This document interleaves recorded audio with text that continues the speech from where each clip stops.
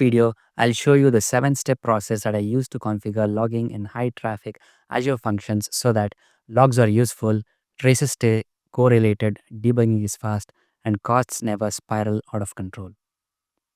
If you're shipping functions without these strategies, you're burning time and money. Let's dive in. Azure Functions Logging Structured Deep Dive. Step number 1. Prerequisites for logging in Azure Functions. Before logging can work reliably, you need a solid foundation. Without it, logs disappear, telemetry breaks, or costs spiral. So, what it is? You need an Application Insights resource in Azure, which is provisioned and linked to your Azure Function app. You need to configure the Application Insights connection string and the instrumentation key in Function app settings. You need to optionally customize host.json for logging behaviors like sampling or live metrics.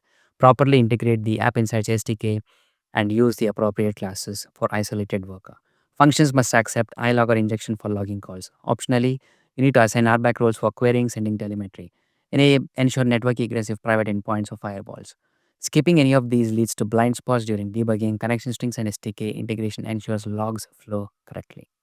This setup unlocks all powerful observability features. Without it, you're flying blind or burning money.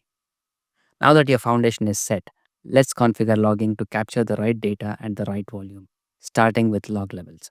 This is step number 2. Set a daily telemetry cap. This is your safety rail. Before tuning log levels, before sampling, you need protection against runaway telemetry and costs. So, what it is? Application Insights lets you set a daily data cap, a hard limit on how much telemetry data you can capture or ingest per day. Why does this matter? Caps are based on telemetry volume, not cost. The cap is hit, new telemetry is dropped, your app keeps running, but your bill stops growing. This protects you during traffic spikes, accidental verbose logging, incident storms. Think of it as a daily cap as a circuit breaker for observability costs, not an optimization tool. So, how do you apply this? You need to go to Application Insights, Usage and Estimated Costs, enable daily cap, and set the amount of GB per day per environment. Enable 90% warning alerts. But here's the catch: if you rely only on the daily cap, you lose visibility exactly when you need it the most. So, instead of letting Azure drop you logs, let's decide which ones matter. This is step number 3: configure log levels. Logging everything all the time creates noise and high costs. Log levels let you control importance, not volume. There are 6 levels of log: trace, debug, information, warning, error, critical. Why does this matter? Relevant logs stay visible, noise disappears, costs drop naturally. Log levels are your first layer of intelligence. Here is how to apply them. Set levels in host.json or environment variables. Azure Functions job host logging level, default is warning. And at the function level, you can set it to information. And at the Azure core, you can set it to error. And at the host level, you can set it to error. Log levels decide what's important, but volume still matters. That's where the real game changer comes in. Step number 4: configure sampling, the best and the most important step. High traffic functions can generate millions of telemetry items per hour. Sampling intelligently drops telemetry while preserving statistical accuracy. This matters because it reduces massive costs, helps in faster queries, and alerts still fire correctly.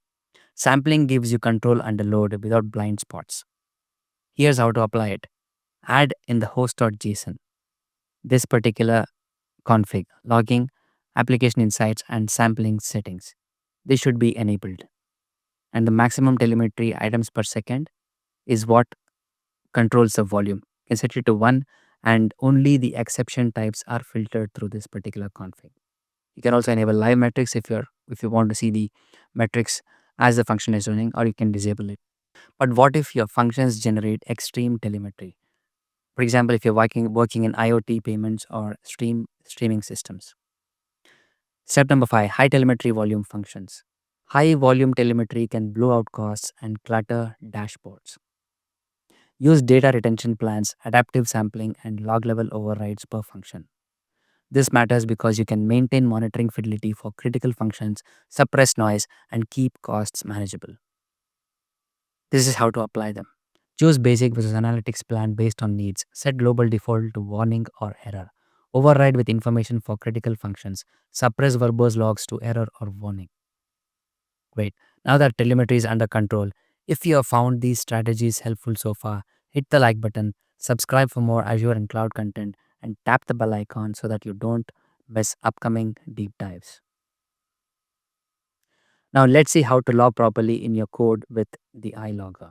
This is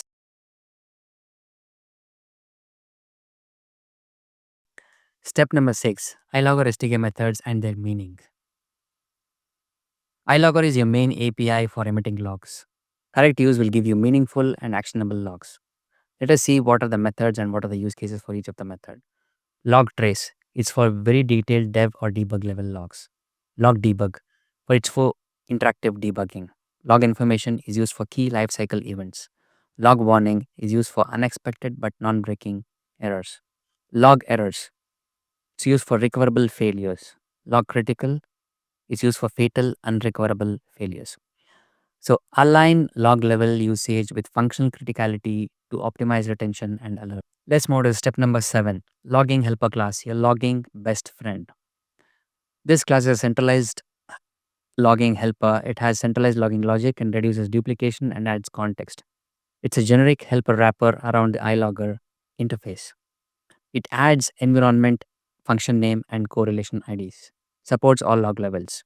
So how do you apply this? You need to register this in the DI container, inject into functions or services, and use helper methods with optional context. So finally, let's wrap all these best practices together. Always set a daily telemetry cap so that you don't log more than what you need and don't blow up your costs. Always tune your log levels. Use sampling to allow only what is needed. Override selectively for critical functions. Use iLogger methods intentionally. Centralize logging logic. Monitor ingestion, not just errors. Follow this approach and your Azure function logs won't just exist. They'll explain, protect, and scale with your system. That's how you ship production grade observable Azure functions without breaking application insights. But here's the part most teams miss. None of this holds up if your function apps are not provisioned correctly from day one. When you're managing one function app, you can survive a few manual settings. But when your business grows to tens or hundreds of function apps, manual configuration becomes technical debt at scale. That's why in the next video, we are stepping back from code and diving deep into infrastructure as code for Azure functions. We'll break down every resource that matters. How to provision storage accounts correctly for scale and isolation. How to wire application insights once and never fight telemetry again. And most importantly, how to choose and configure the right hosting plan. Because this decision alone can make or break performance, cost, and scaling behavior. This is the difference between we deploy a function and we run a platform. If you want Azure functions that are observable, repeatable, and enterprise ready, infrastructure as code is not optional. It's the foundation.